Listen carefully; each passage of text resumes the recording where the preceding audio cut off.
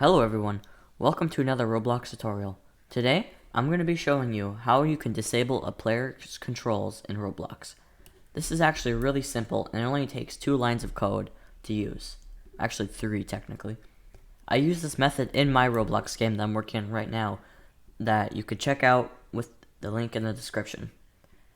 So first off, we need to insert a local script inside of Start UI or wherever you want to run your local script, and then we can type this.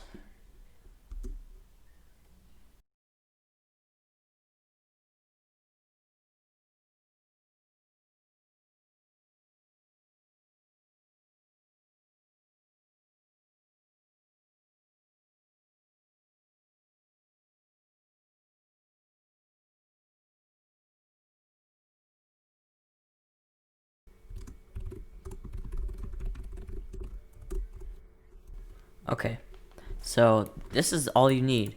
I know it's kind of amazing that Roblox put that thing in. It's a built-in thing, and it's pretty amazing. So in order to call this, we could just type controls:disable, or you could type controls:enable. Yes sir, spelling. Okay, so here's what I'm gonna do. I'm gonna put a little wait 3, and then wait 5 to test out.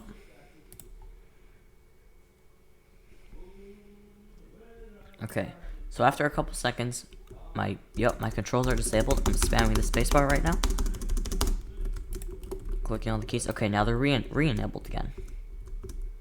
So works pretty well. So as you can see, this method is very simple to use. I went ahead and hooked this up to a text button so you could see that it works with anything. I'm not going to show how you can do that. I'm not going to explain it, but I can show you all the script. So when you click it, disabled, spamming spacebar, and then when you click it again, re-enabled. Here's a script if you would like to copy it down real quick. I'm going to not explain it since I gotta keep the video short. Alright, thanks for watching. Bye-bye.